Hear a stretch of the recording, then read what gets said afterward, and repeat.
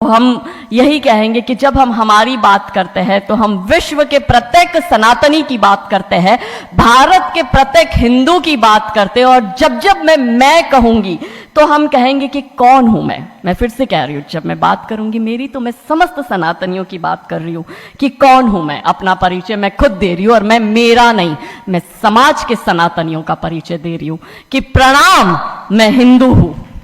प्रणाम, मैं हिंदू हूं। रुद्राक्ष की माला मैं भी मैं हूं, कृपान कटार और भाला मैं भी मैं हूं।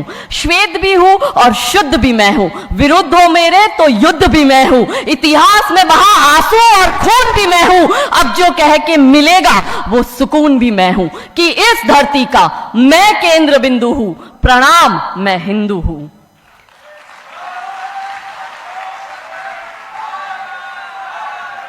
महादेव।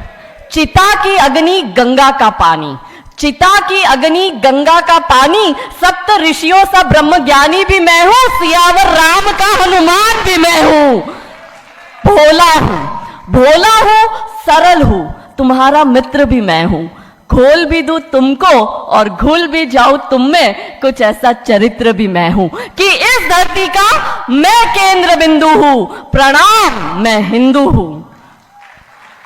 प्रणाम का भाव भी मैं हूं, प्रणाम का भाव भी मैं हूं। आक्रमण का घाव भी मैं हूं। सहनशील, स्थिर और शांत भी मैं हूं। देवभूमि भारत का हर प्रांत भी मैं हूं। शक्ति भक्ति ना थकती क्रांति भी मैं हूं। तूफान हूं और तूफान से पहले की शांति भी मैं हूं कि इस धरती का मैं केंद्र बिंदु हूं। प्रणाम, मैं हिंदू हूं।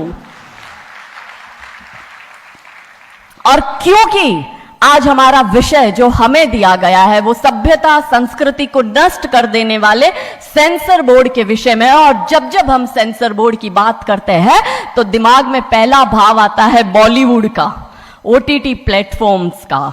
इस देश को जितना बर्बाद इस्लामिक आक्रमणकारियों ने नहीं किया, इस देश को जितना बर्बाद ईसाई आक्रमणकारियों ने नहीं किया, उससे ज्यादा बर्बाद यदि इस देश को कोई कर रहा है तो वो इस देश की बॉलीवुड की फिल्में कर रही है। लड़ाई पूरी नैरेटिव की है, ये पूरी लड़ाई आइडियोलॉजी की है। कैसे हमारे दिमाग को खराब करते हैं। हमें बचपन से ये बताया गया कि मुगल ने देश पर आक्रमण किया, नहीं, देश पर आक्रमण मुसलमानों ने किया था।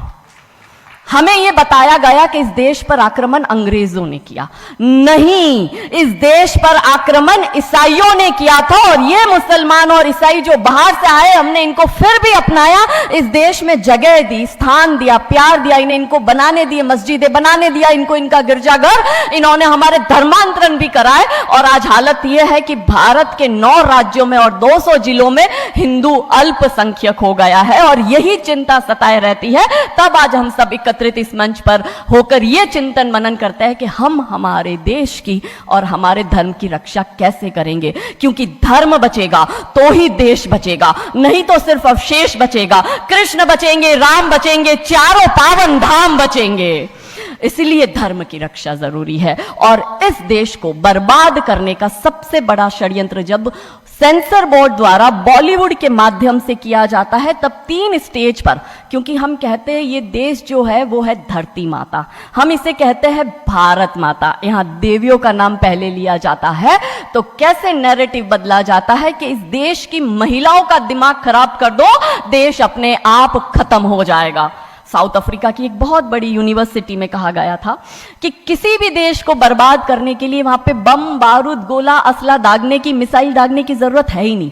आप उस देश की सामाजिक व्यवस्था, सांस्कृतिक व्यवस्था, शैक्षणिक व्यवस्था और पारिवारिक व्यवस्था को खत्म कर दो, वो देश अपने आप खत्म हो जाएगा। अब यही षड्यंत्र चल रहा है। कैसे चल रहा है? 3 स्टेज पे काम होता है। 25 वर्ष तक की बच्चियों को बिगाड़ने का काम बॉलीवुड अपने टीवी सीरियल के माध्यम से करता है। 25 से 35 वर्ष की शादीशुदा महिलाओं का जीवन और उनके परिवार को बर्बाद करने का काम एकता कपूर जैसी महिलाएं अपने टीवी सीरियल के माध्यम से करती है।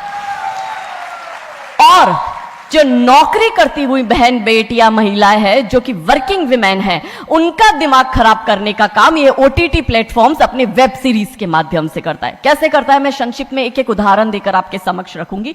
और बहुत जरूरी है कि जब हम तो एक साधारण व्यक्ति है, हम संसारिक जीवन में रहते हैं, लेकिन यहां पर जो उपस्थित हमारे संतगण है, महंतगण है, इनके बहुत बड़ा फॉलोअर्स ग्रुप रहता है, बहुत से लोग आते हैं, बहुत सी महिलाएं आती है।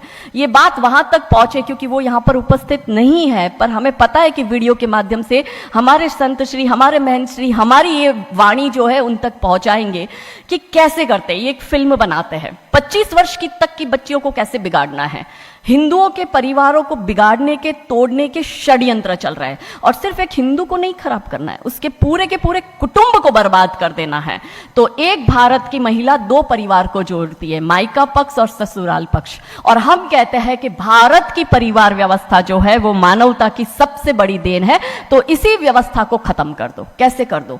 तो ये एक फिल्म बनाते हैं अतरंगी रे। हमारी क्योंकि दीदी भी यहाँ उपस्थित है जो कि सेंसर बोर्ड में सदस्य है, तो हम इतना उनसे विनती करेंगे कि हमारी ये बात भी उन तक पहुंचाए। सिस्टमैटिकली ये फिल्मों में लड़की दिखाएंगे हिंदू की, लड़का दिखाएंगे मियाँ भाई का, और उसमें भी दिखाएंगे कि वो लड़का चाहे अनपढ़ हो, चाहे गवार हो, चाहे आतंकवादी हो, चाहे पंचर छाप हो, और वो हिंदू की लड़की चाहे कितनी पढ़ी लिखी हो, लेकिन उसका परिवार जो है वो रूढ़िवादी है, वो रिग्रेसिव है, और उसके सामने यदि वो घोड़ा भी चला रहा है, खच्चर टट्टू भी चला रहा है, तो वो बड़ा प्रोग्रेसिव है, वो बड़ा संस्कारी है। कैसे करते हैं? ये एक फिल्म बनाते हैं अतरंगी रे। अतरंगी रे फिल्म में जो कि आज की युवा बच्चियों का लेटेस्ट क्रश है, सारा अली खान हीरोइन लेते हैं।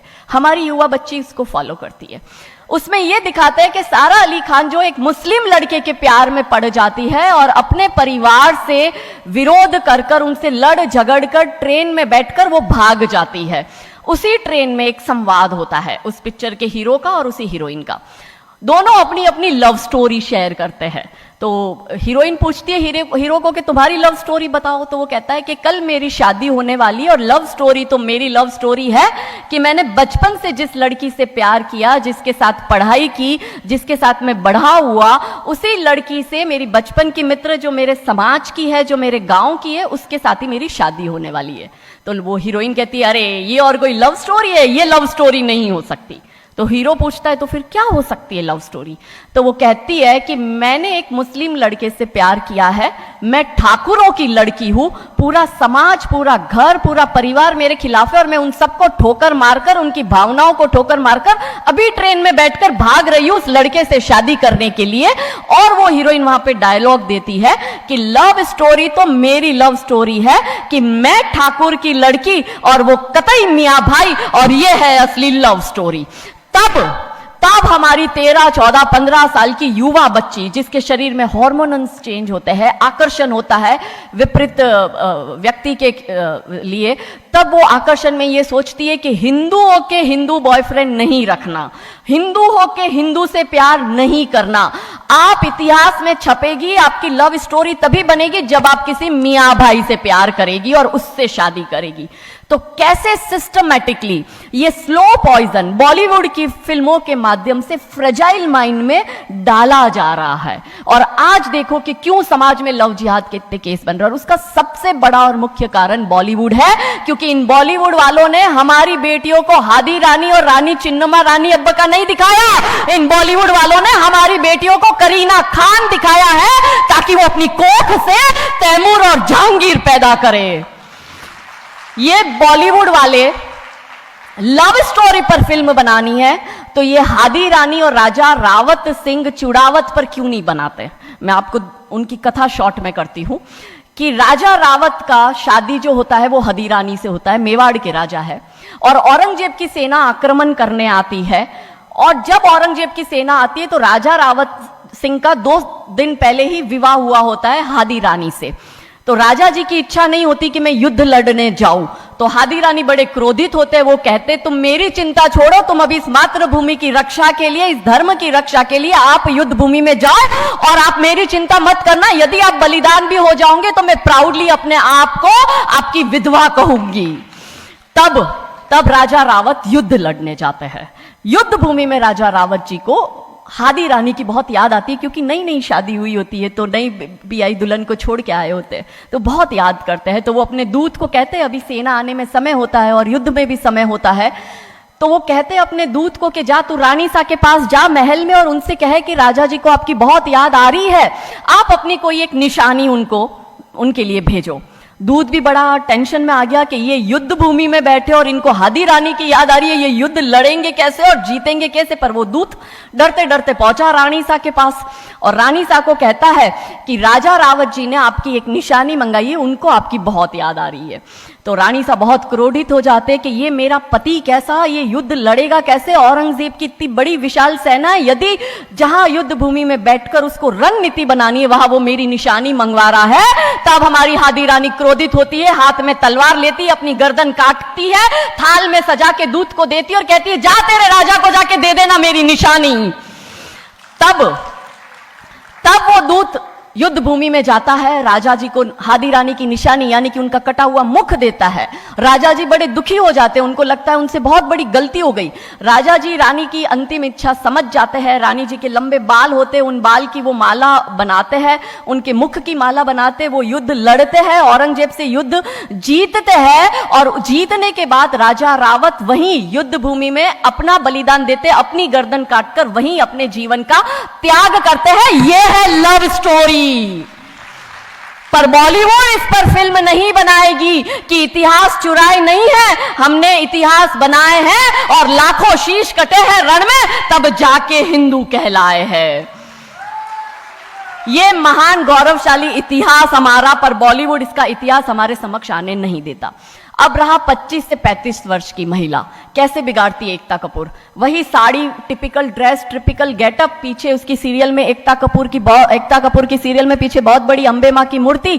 दिखाएंगे कैसे हिंदू महिला को, क्योंकि परिवार खत्म करना है हिंदुओं का। तो वो एक से प्यार करेगी, शादी दूसरे से करेगी, जीवन में तीसरा पुरुष आएगा, फिर दूसरा मर जाएगा, फिर उसको चौथा पसंद आने लगेगा, फिर जो मर गया वो जिंदा हो जाएगा, फिर कंफ्यूज हो जाएगी किसके साथ जाऊं, दूसरे के साथ कि चौथे के साथ। क्या हमारी भारतीय महिलाएं, क्या हमारी हिंदू महिलाएं, सबसे बड़ा प्रश्न यह है कि क्या हम 4-4 पुरुषों के साथ अफेयर करते हैं? क्या ये हमारा सम्मान है? और अगर यदि हम सब एक होकर इसके लिए नहीं बोलेंगे तो ये आवाज नहीं उठेगी। और दुख की बात यह है कि ऐसी एकता कपूर जैसी महिलाएं जो घर तोड़ने का काम कर रही है, इनको पद्मश्री अवार्ड मिल जाता है। कैसे मिलता है? भारत सरकार से इस भूमि पर खड़े होकर मैं निवेदन करती हूं कि आप ऐसी महिलाओं के पद्मश्री वापस लो, क्योंकि ये महिलाएं हिंदू परिवारों के मकान, घर तोड़ने का काम कर रही है। और तीसरा और अंतिम, नौकरी करने वाली बहनों का दिमाग कैसे खराब करना है। तो ओटीटी प्लेटफॉर्म के माध्यम से ये दिखाएंगे कि यदि आप नौकरी कर रही है तो आपके सास ससुर आपके पैर की जूती, आपका पति आपके पैर की जूती। बच्चा पैदा करने के लिए आपको किसी से शादी करने की जरूरत नहीं है, आपको ससुराल व्यवस्था में रहने की जरूरत नहीं है, और आप है फेमिनिस्ट। और स्त्रीवाद का झंडा दिखाकर हमारी बहन बेटियों को एक हाथ में शराब का ग्लास, दूसरे हाथ से सिगरेट फूको, अंग्रेजी में गालियां बको और आप अपने आप को फेमिनिस्ट कहो। क्या यह फेमिनिज्म है भारत की धरती का? ये कभी नहीं हो सकता। रानी चिन्नमा, रानी अब्ब का फेमिनिज्म का उदाहरण है, और दूर जाने की जरूरत नहीं है। हमारी परम पूजनीय दीदी मां साध्वी रितंबरा दीदी मां फेमिनिज्म का सबसे बड़ा उदाहरण हमारे समक्ष है। रानी नायका देवी, रानी लक्ष्मीबाई हमारे लिए फेमिनिज्म का सबसे बड़ा उदाहरण है। तो यहां उपस्थित सभी महानुभावों से हम यही विनती करते हैं कि फिल्म के माध्यम से ड्रग्स, अश्लीलता और गाली गलौच ये दिखाने के सिवाय कुछ नहीं होता। तो हम सब मिलकर एक साथ एक आवाज उठाए कि इन चीजों का बंद होना बहुत जरूरी है, क्योंकि आने वाली पीढ़ियों को बर्बाद करने का काम ये लोग अपने टीवी सीरियल और फिल्मों के माध्यम से कर रहे हैं। और क्योंकि शुरुआत भगवान राम जी के नाम से करी थी, तो अंत भी हम भगवान राम जी के नाम से करना चाहेंगे कि कौन है राम। राम जो है चेतना है, बिंदु है, बिंदु जिससे प्रस्फुटित है तेज, तेज जो कि इस समस्त सृष्टि की रचना की कल्पना का हेतु है। अनाम है, अनाम जो है पंक्ति में प्रथम, प्रथम है धर्म धैर्य का, है शौर्य का, अनंत अंत क्रोध का, प्रचंड युद्ध का, निलय प्रलय विराम है, विराम है अहम का, है शोध इस अनंत का, अनंत मुक्त क्रोध का, अनंत भक्ति बोध का, अनंत शक्ति स्रोत का, अनंत मोक्ष धाम है। वो एक नाम राम है, वो एक नाम, वो एक नाम। नमः पार्वती पते हर हर महादेव। बहुत बहुत धन्यवाद, बहुत बहुत आभार, थैंक यू।